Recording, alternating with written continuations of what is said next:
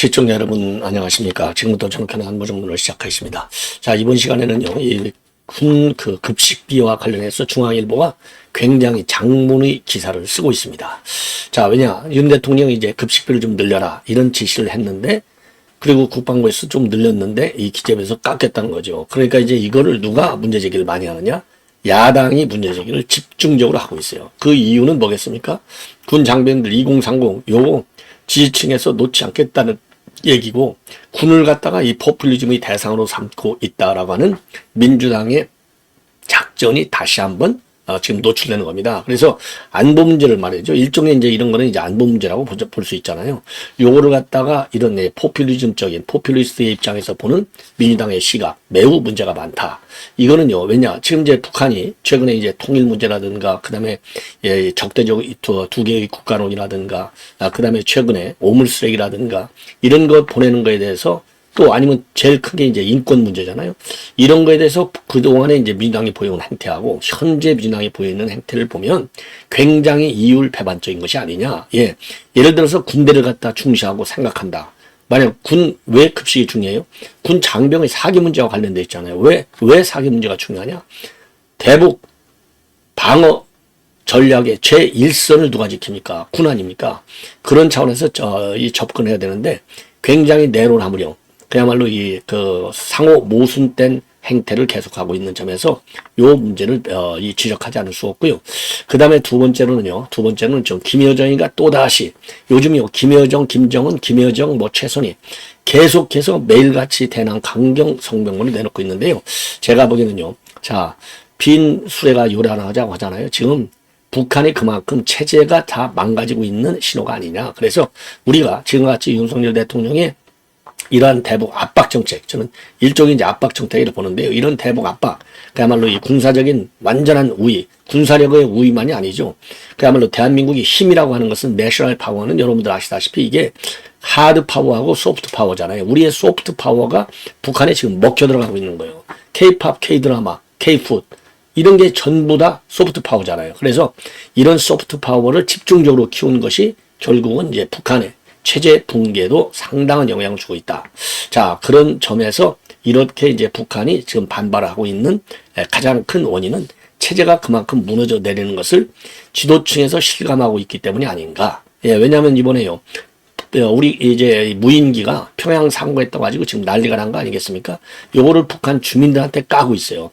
매우 이례적인 이 접근 방법이 되겠는데, 이거야말로 북한이 다 무너져 가는 증거가 아니냐, 이렇게 판단이 들고요. 그리고 이제 또 한 가지를 또 말씀드리고 싶은 것은, 지금 이제 이재명의 이 사법 리스크, 이재명이가 아니죠. 이재명 일가죠. 사법 리스크가 급부상하다 보니까 이 악질 판사 3명하고요. 영웅, 아주 그냥 이 선한 판사 3명. 요게 이렇게 대비해서, 저도 이런 대비를 많이 했지만 다시 한번 여러분들께 집중적으로 정리해 드리도록 하겠고, 그리고 이제 스페인에 있는 심규진 교수, 이제 언론 전문 이제 이 교수지 않습니까? 그래서 이제 제가 그동안에도 이제 토크를 좀 줌으로 좀 해왔는데, 지금 이제 이 블로그에 올린 글이 굉장히, 그러니까 이제 학자로서 우리 같은 사람들이 이제 말로 평가를 하잖아요. 우리는 이제 정성평가를 하는 거죠. 말하자면 현 시국에 관해서. 그런데 이제 스페인에 있는 지금 심규진 교수는 정량 평가를 하고 있습니다. 정량 평가. 그러니까 빅 데이터를 통해서, 그러니까 이제 학자답게 과학적인 어프로치를 하는 거예요. 요거는 그러니까 이제 그냥 말로 평가하는 게 아니라 자기가 머리를 갖고 상상력을 동원해서 현 상황을 판단한 결론이 아니고, 데이터가 뭘 의미하느냐 이렇게 딱 분석했더니요, 딱 한마디로 얘기하면, 지금 우리가 이제 한동훈 대표, 저도 이제 자주 비판은 안 하지만은 제가 그랬잖아요. 사안에 따라서 비판을 받을 일을 좀 많이 한다. 그래서 제가 어제도, 아니 한동훈이가 최근에 독대한다고 지금 독대 앞을 놓고 너무나 여론전을 벌이는 것 아니냐. 그래서 김건희 여사 사과라 그러더니 이제 도이치 주가 조작 사건 요거 이 검찰에서 국민 눈높이에 맞게 조사하라 그러더니 이제는 드디어 김건희 그러니까 대통령실에 인적 쇄신을 하라. 강도가 굉장히 높아져요. 이게 상당히 좀 문제가 있지 않나. 그러니까 적합해서 단일 대우를 형성해도 192석이라는 무기를 가진 이 민주당한테, 그 다음에는 이제 막무가내식 공세에만 매몰되고 있는 요런 저 막가파식 공격이잖아요. 쉽게 얘기하면. 이런 민주당에 대적할 수 있느냐 이렇게 되는데요. 자, 그래서 이제 단일 대우를 형성해서 해도 이제 문제인데 요 빅데이터의 분석을 보면 한동훈이가 지금 여권 내에서 이 갈등의 실 일종의 이제 갈등의 실 키우는 거가 되겠죠. 갈등의 실 키워서 결국 이제 사실상의 이제 권력투쟁적 요소를 가지고 있어요.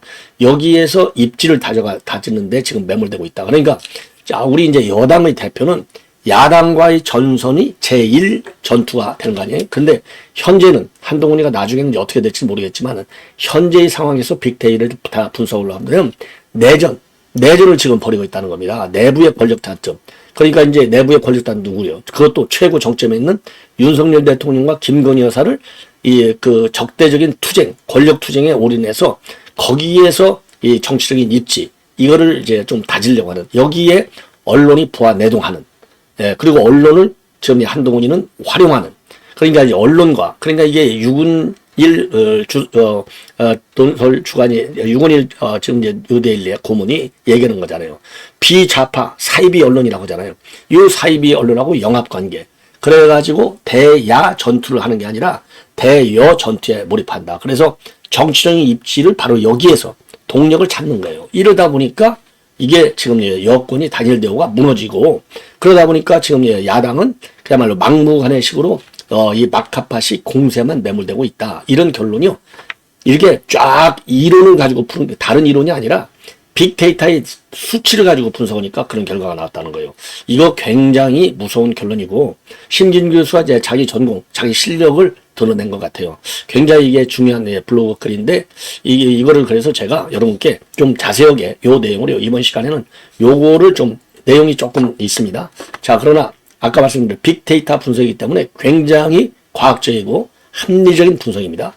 그러니까 이제 어떤 의도를 가지고 분석해서 누구 한동훈이를 비판하고 지금 뭐 한동훈이고 누구 우리는 다 그 힘을 모아야 되잖아요. 제가 그래서 그렇잖아요. 저는 누구를 특정하게 뭐 비판하고 싶어서 하는 게 아니라 팩트를 가지고 비판한다 이거예요. 그것이 대한민국 갈 길. 그렇죠? 국가와 국민의 그 시각으로 보고 대한민국 국가라고 하는 것은 대한민국 갈 길에 맞는 일이냐 현 시점에서 요 상황에서 말을 제가 평가하는 건데 제가 요즘 조금 이제 비판적인 시각을 보이고 있어요. 예, 그럴 수밖에 없지 않습니까? 예, 자 그러다 보니까 윤 대통령이 이번에 이제 아세안 회담을 했는데도 그런 정상회담의 성과들이 전부 다 묻혀지고 있다는 겁니다. 그래서 결론 이게 이러다 보면은 제2의 탄핵 사태가 우려된다.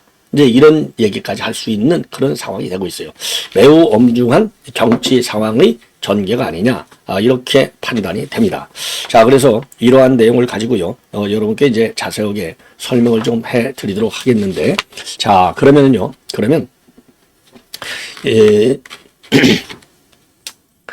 맨 먼저요 그 급식비와 관련된 중앙일보 보도 내용을 우선 먼저 말씀을 드리겠습니다. 자, 이 굉장히 긴 기사인데요. 이제 한마디로 얘기해서 여기서부터 시작해. 이건 뭐 제가 다 말씀을 드릴 필요는 없고, 자, 이제 과거 이제 그 서양 격언을 보면은 군대는 위로 행군한다. 요 말이 있다는 건데 이게 본래는요 프로이센에 있는 프리드리 대왕이 한 말로 알려졌지만은 나중에 보니까 프랑스의 이 나폴레옹의 반언으로 소개됐는데.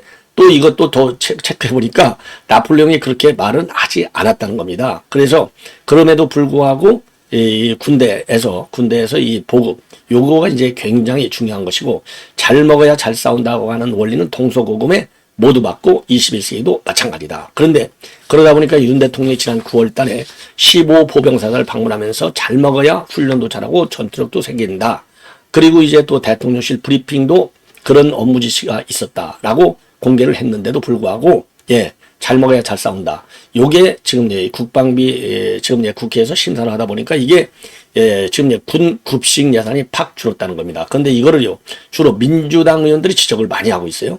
허영 의원이라든가 그다음에 이제 그 박선원 의원 이런 사람들이 이제 주장을 많이 하고 있어요. 예. 그런데 그 주장의 이유는 뭐냐? 이렇게 대통령 지시가 그러면 안 먹히는 거냐? 예. 왜 이렇게 정부 예산에는 턱없이 부족한 관련 예산만 담겨져 있느냐? 이렇게 주장을 하고 있어요. 예. 자, 그러면서요. 다른 야당 의원들도 지금 많이 이제 박찬대도 또 여기에 동조를 하고 있습니다. 그런데 참고적으로 2025년도 군 급식 예산을 보면은 2조 2,900원이 요청이 돼 있는데 정부안 최종적으로 그러니까 국방부 요청은 2조 2,900인데 정부안 그러니까 기재부가 최종적으로 조정해서 국회에 낸 안에는 3,600억 원이 깎였다는 겁니다. 그래서 1조 9,300억 원. 그래서 이제 요 이유를 봤더니 그래서요. 지금 이제 보니까 이 기본 급식 단가가 3년째 1인당 13,000원으로 되어 있다는 겁니다. 그래서 이 국방부 안에는 15,000원 되는데 이제 2,000원이 깎였다는 거죠. 예. 자, 그리고 다른 이제 뭐 특식비도 좀씩 이제 깎였는데 왜 그러냐? 근데 이제 실질적으로 오늘 요즘 군 급식 상황이 급식 사정은 상당히 좋아졌다. 질이 옛날처럼 짬밥이 아니라는 겁니다. 상당히 좋아졌다는 거예요. 상당히 계속적으로. 자, 그런데 이제 문제가 뭐냐? 기재부 입장에서 보면 내년도 예산은요, 금년 대비 딱 3.2%만 증가하는 초긴축 예산으로 쌀 수밖에 없고, 그리고 장병 급식 단가가 정부 내에서는 최고로 높은 수준이라는 겁니다. 그래서 최근에 무려 48%나 올랐고 그래서 증액 속도가 굉장히 가파르다는 겁니다. 그리고 급식 질이 높아졌는데도 잔반이 너무나 많이 나와서 비효율성도 개선할 필요가 있다는 겁니다. 그러면 참고적으로 이제 군 예산은 13,000원인데 중앙경찰학교의 급식 단가는 12,200원. 그러니까 이제 조금 높은 것은 사실로 되어 있어요. 자, 그리고 이제 특히 짠반 처리가 굉장히 큰 문제다. 자, 그렇기 때문에 불가피한 측면이 있다. 이게 정부의 입장인 것으로 되어 있는데요. 이제 여기서 얘기하는 정부는 기재부의 입장인 것이고, 그럼에도 불구하고 이제 당연히 국방부 장관은 정부 차원에서 요거를 좀 높이기 위해서 최선의 노력을 다할 예정으로 있다. 이렇게 이제 밝히고 있는데요. 이게 이제 민주당에서 왜 이걸 이렇게 난리를 치느냐. 자, 지금 이제 사병, 병장 기준으로 200만 원이 넘잖아요. 그러니까 이제 웬만한 좀 중소기업, 그야말로 굉장히 영세한 중소기업 봉급 정도가 되는 거예요. 근로자들. 이게 바로 민주당에서 이제 일종의 군을 잡아야 되겠다. 이래서 이제 한 거 아닙니까? 선거 전략 차원에서 이제는 이제 국가 재정 건전성을 좀 챙겨라. 왜? 아니, 문재인이가 재정 건전성을 갖다가 최악으로 만들어놨잖아요. 600조짜리를 갖다가, 본래 600조 수준을 갖다가 1000조로 넘게 문재인 5년간 매년 100조씩 해서 400조 이상을 늘려놨지 않습니까? 그러니 이제는 재정 이 건전성에 민주당이 이 급식비가 됐든 뭐가 됐든 간에 그런 걸 염두에 두면서 예산 심의에 돌입해야 된다. 이런 여론을 만들어야 될 것 같습니다. 자, 이번에는요. 조금 전에도 말씀드린 대로 지금 이제 이재명 재판을 얘기하면서 3명의 영웅 판사, 아주 그냥 선한 판사죠. 그러니까 선한 굿캅이 되겠죠. 그리고 이제 이 배드캅 악질 3명. 그래서 뭐 설명이 이제 길게는 필요 없을 텐데 우선요. 제일 지금 이제 그 선한 판사, 영웅 판사의 1호는 수원지방법원에 있는 신진우 판사다. 신진우 판사가 모조리 지금 이제 이화영, 김성태 쌍방울 직원, 그 다음에 국정원의 문건 등등 여러 가지 그 검찰의 기소 요지 이런 거를 많이 반영해서 판결을 해서 9년 6개월을 때렸지 않습니까? 그런데 이 신진우 판사가 지금 이재명 재판을 속전속결로 진행하려고 그래요. 이재명의 대북 송금. 그래서 이제 신진우 판사가 또 영웅 판사 1호가 되는 것이고요. 그 다음에 이제 2호 판사는 누구냐? 2호 판사가 지금 김혜경 판사가 되겠습니다. 박종호 판사. 이 박종호, 신진호 둘 다 이제 서울법대 출신인데요. 이 박종호 판사는 왜 그러느냐? 검찰에서도 샅샅이 조사하지 않은 이 밥 먹은 식당의 다 이 결제 정보를 샅샅이 지금 뒤지고 있지 않습니까? 자, 그리고 이거 생각보다도 이 선고를 갖다가 이제 조금 늦어져서 길어지는 줄 알았는데 굉장히 독촉하고 있어요. 그래서 10월 24일을 데드라인으로 해서 최종 결심한다. 이렇게 되어 있어서요. 그러니까 지금 이제 벌써 지난 재판에서 이미 그러니까 우원식이가 국회의장 자리를 챙기려고 이 김혜경이한테 이 우원식 부인이 완전히 판 짜준 대로 위증을 한 거 아니에요. 그래서 지금 이게 더 문제가 되고 있고 우원식 부인이 얘기한 대로 현금 결제되어 있는데 현금 결제 내용이 전혀 없다. 그래서 이게 박종호 판사가 제대로 도망갈 수 있는 구멍은 샅샅이 다 막아놓는 굉장히 좋은 판사. 그 다음에 이제 또 하나 판사는 이제 문주형 판사가 되겠는데요. 이 문주형 판사는 이제 뭐냐? 문주형 판사는 신진우 판사가 이제 9년 6개월을 때렸는데 문주형 판사는 지금 항소심을 하고 있어요. 그런데 항소심 문주형 판사도 지금 이제 빨리 이거를 종결하겠다. 예. 그래서 지금 이제 10월 24일 날, 예, 문주형 판사. 야, 박정호 판사는 죄송합니다. 이거 날짜는 아직 안 정해졌고요. 이 문주형 판사가 10월 24일 날 종결하겠다. 그래서 이화영, 그런 게 항소심 판사예요. 종결하겠다. 이렇게 주장하고 있고, 밝혔고, 그리고 굉장히 결심 판결할 때 그 디테일하게 시간까지 딱딱 정해졌어요. 그 허튼 소리 하지 말라는 거죠. 그리고 이제 문주영 판사의 그동안의 재판 성향을 보면 굉장히 꼼꼼하고 1심 판결을 대부분 그대로 이제 리스펙트 해주고 있고, 그리고 어떨 때는 1심 판결보다도 더 세게 하고 있어요. 요걸 보면, 요거는 이제 이화영이 이거 9년 6개월 플러스 알파로 가면 같이 덜 가지는 않아요. 그런데 이제 왜 그런 문정 판사가 굉장히 중요하느냐? 지금 이제 신진우 판사의 재판 작전은요, 항소심을 잘 봐라. 이렇게 이제 이미 공개적으로 법정에서 얘기했지 않습니까? 검찰하고 변호인한테. 그러니까 왜? 항소심에서 이제 김성태하고 지금 그 이재명이는 대북 송금 사건과 관련해서 공범으로 돼 있잖아요. 그러니까 이 항소심 판결만 보면 끝난다는 얘기죠. 그래서 문주영 판사가 지금 재판 진행 동향으로 보면 신진우 판사 판결을 그대로 유지할 가능성이 매우 높다는 것이죠. 그래서 이 세 명이 굉장히 선한 판사, 영웅 판사라고 볼 수 있고, 그 다음에 이제 악질 판사는 뭐 권순일, 뭐 기가 따갑도록 들었고요. 강규태도 이게 선거법 한 1년 이상 질질 끄다가 사표내고 나간. 그 다음에 이제 또 하나는 유창훈이가 되겠죠. 뭐니 해도. 유창훈이가 이제 구속영장을 기각하는 바람에 이재명이가 이렇게 난리를 쳐서 당 대표를 2번씩이나 해먹고 있고, 지금 지지율에서 말이죠. 이 사기 여론인데, 이게 지금 지지율이 지금 최근에 보면은 한 50%가 넘는 지지율까지도 나오고 있어요. 매우 심각한 현상이다. 이렇게 판단이 됩니다.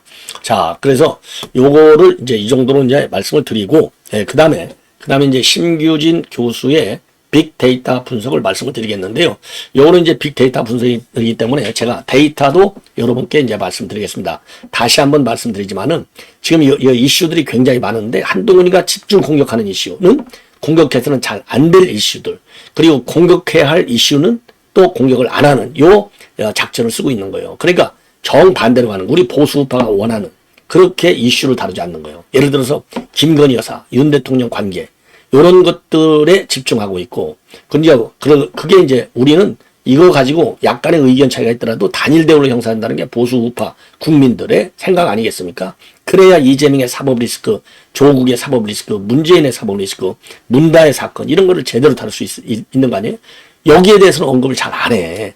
오로지 이것만 하고, 그런 건 이제 언론에서는 언론의 속상, 이게 좋잖아요. 딱 가시 같은 얘기들만 하니까 요거를 집중적으로 키우는 거예요. 그래서 사실상 언론과 한동훈이의 일종의 이제 그 연합 작전이 돼서 윤 대통령 내외를 한마디로 코너로 몰고 있다. 예. 그래서 내전에만 집중하고 있는 거예요. 이 외전이 뭐야? 지금 이 사법 리스크를 제대로 쳐야 되잖아요. 이거를 잘 안 건드려. 그래서 이 내부에 있는 최정점 두 사람하고 싸워갖고 내부 입지를 지금 굳히려고 하는 이런 작전을 쓰고 있다. 이게 빅데이터가 그렇게 분석을 하고 있다고 봅니다. 그러니까 제2의 박근혜 탄핵 사태 가능성까지 지금 나오고 있고, 그러니까 요거를 가지고서 지금 이제 한번 재미를 봤잖아요. 그러니까 지금 이제 탄핵 준비연대도 나오고, 강덕구 같은 인간이 탄핵의 강을 건너자, 탄핵의 밤도 국회에서 겁대가리 없이 만들고 있고, 그리고 5억 헌금 기부운동까지 벌이고 있는 건 아니겠습니까? 이게 심각한 현상이에요. 이게 빅데이터가 그렇게 분석을 해주고 있다는 겁니다. 심규진 교수의 분석 방법은 빅데이터를 분석한 거예요. 문헌 무슨 자료 분석이 아니라 자료를 분석하는데 데이터를 가지고 분석한 거예요. 그래서 이거는 굉장히 중요한 것이다. 이런 점에서 제가 자세하게 좀 설명을 좀 해드리도록 하겠습니다. 자, 그러면요, 우선 요게 이제 그 자료 화면을 먼저 보여드리겠는데, 자, 명태균 입에 흔들리는 언론들, 예. 김종인, 명태균 등등 이렇게 지금 난리가 났다 이거예요. 자, 나경원, 원희룡, 홍준표, 뭐 안 걸린 사람들이 있죠. 여기 이름, 입에 흔들리는 요게 이제 보도가 이렇게까지 많이 나오는, 예, 요렇게. 야, 이 정도 동아일보, 뭐 한국일보, 뭐 안 나오는 신문이 없어요. SBS, 뭐 채널A 등등, 예, 여기가 이렇게 많이가 났다. 그리고 이제 박근혜 탄핵 얘기가 그래서 또 나오기, 입에 오르내리기 또 시작했다는 거죠. 예. 자, 그래서 이걸 보시면요, 조금 제가 키워보겠습니다. 서울신문, 최순실 얘기가 나오고, 청와대 비아그라 얘기가 나오고, 옛날에 이게 옛날에. 요런 식으로다가 지금 거의 전국이 굉장히 혼란스러운, 예, 입에 흔들리는 언론들, 요게 이제 깔려 있고, 그리고 이제 도표를 이제 한 번씩 이제 보여드리겠는데요. 예. 자, 그러면 요거를 보시면 우선요, 요 도표를 먼저 이제 설명을 해드릴게요. 이거를 보시면은요, 윤석열 대통령을 100으로 기재했을 때 윤 대통령과 김건희 여사, 요게 이제 170, 이 데이터에 나오는데, 이 한동훈까지 셋이서 합치면은 216이 되잖아요. 근데 이재명하고 조국 하면 70밖에 안 나오는 거예요. 그러니까 70대 216 빅데이터. 그러니까 이제 전부 언론에서 다루는 게 윤석열, 김건희 여사, 한동훈 얘기만 다루는 거예요. 이재명과 조국 얘기, 이거 이재명, 조국 얘기는 뭐가 이제 사법 리스크가 큰데 사법 리스크보다는 맨 선거 얘기 이런 거겠죠. 보나마나. 그러니까 우리가 절대량에서 지금 여론전에서 밀리고 있다. 요게 이제 여기에 나오는 겁니다. 자, 그래서 요거 이제, 요거를 가지고 이제, 심규진 교수가 이제 설명하고 있는 내용을 여러분께 이제 말씀을 좀 드리겠는데, 심규진 교수의 이제 분석을 제가 말씀을 드리겠습니다.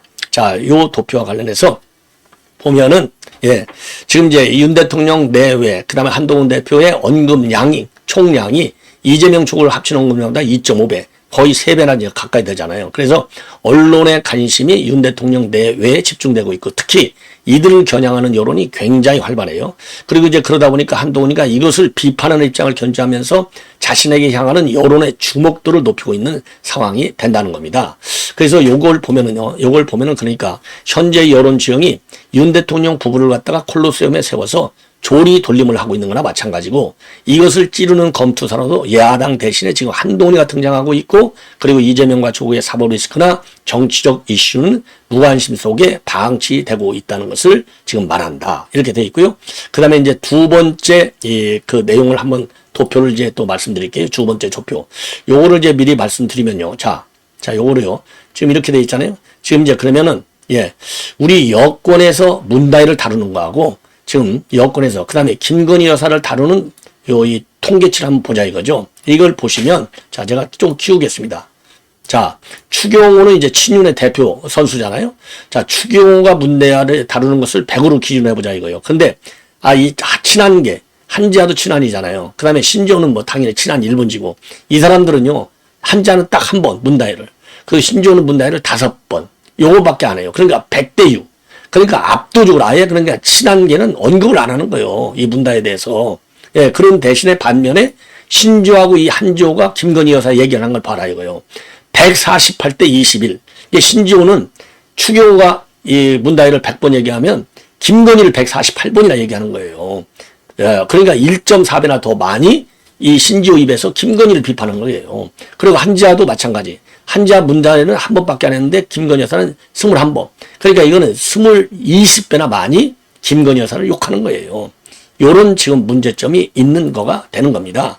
그래서 요거와 관련해가지고, 예, 요거와 관련해서 이제 어젠다의 차이가 분명하다. 그래서 친윤계는 문다일을 부각하고 김건희 여사 리스크를 최소화하려는 모습을 보이고 있는데 반해서 친한계는 문다일 사태에 대해서는 침묵 방관하고 김 여사를 부각하는 전략을 취하고 있다는 겁니다.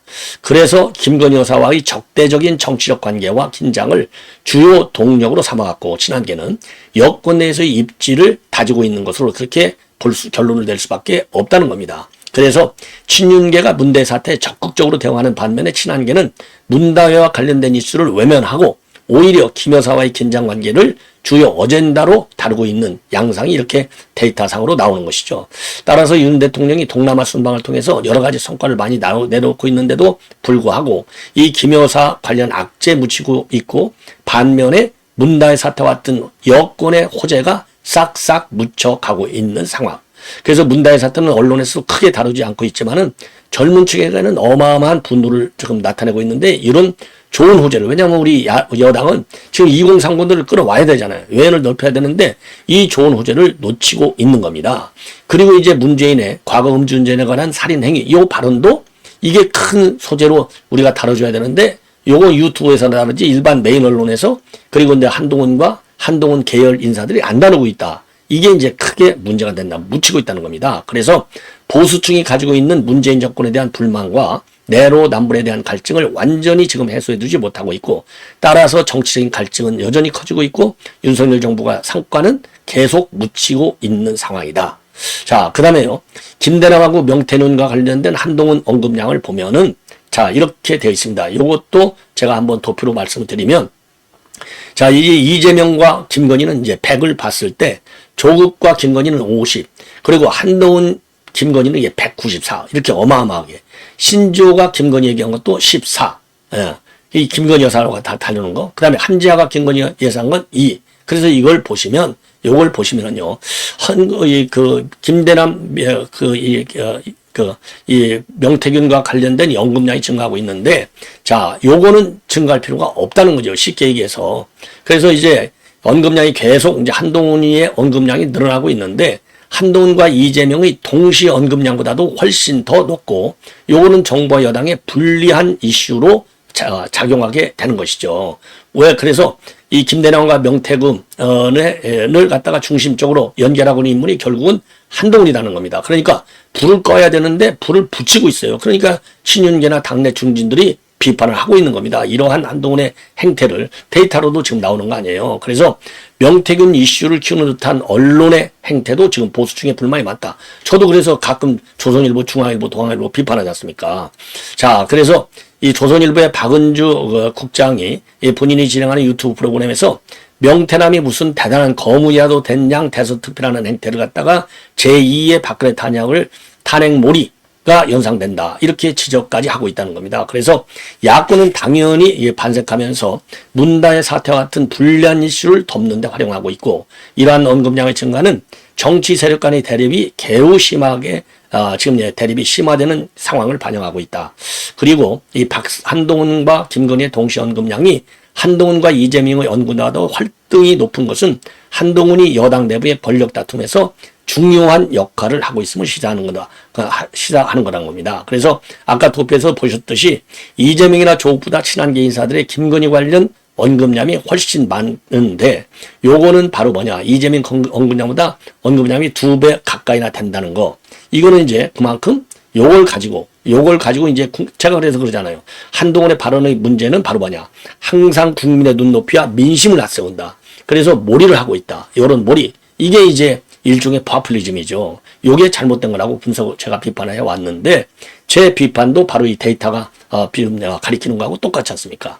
자, 그러다 보니까 이제 보수층의 불만이 커지고 있다는 겁니다. 왜? 지금 이제 한동훈이가 반윤 활동과 언론을 통한 정치적 생존에만 집중하고 있기 때문에 정통 보수파들이 비판하고 있고, 한동훈의 이런 행보가 윤석열 향한 비판으로 이어지고 보수층의 결집을 방해한다. 정통 보수들이 그렇게 보는 거예요. 그래서 한동훈이가 정부 여당 내부의 문제를 더 부각하는 과정에서 야당과의 대립보다는 여권 내 권력 다툼에 집중하고 있기 때문이다. 이렇게 심규진 교수는 분석하고 있어요. 그래서 이러한 상황을 여론의 관점에서 본다면 한동훈 대표는 여권 내에서 긴장 관계를 통해서 주목을 받고 있고, 그에게 정치적 생존의 동력을 제공하고 있다. 따라서 보수층의 불만은 타당한 면이 있지만은 여론의 흐름을 고려한 용산과 정통 보수층의 전략적 대응이 매우 지금 시급한 상황이다. 자, 그래서 그러면은 이런 여권 내 내정, 그리고 중도층의 관심은 뭐냐?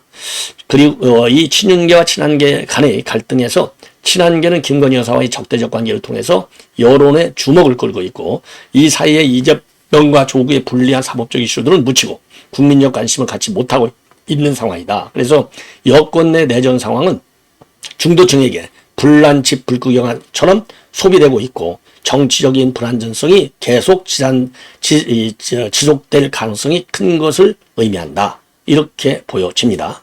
자, 그래서요, 이거는 이제 데이터로 이제 또 말씀을 드리면, 자, 요게 이제 데이터인데, 한동훈, 김대남, 그리고 한동훈, 문다혜, 한동훈, 김건희를 보십시오. 그럼 한동훈이가 김건희는 212번이나 얘기하는데, 김대남도 95번, 문다혜는 9번밖에 얘기를 안 해요. 김대남은 우리한테 악재잖아요. 그런데 제일 지금 악재 김건희를 212번, 김대남은 95번, 근데 문대는 9번밖에 얘기 안 해.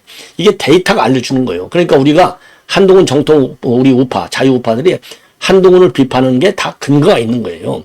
그리고 이제 한동훈이가 그러면 명태균과 이재명은 어떻게 하느냐? 이재명을 100으로 기준으로 했을 때는 명태균이를 64번 얘기하는 거예요. 명태균보다도 이재명을 더 욕해야죠. 안 그렇습니까? 자, 이런 것만 보더라도 굉장히 참 심각한 상황이 벌어지는 것이 아니냐.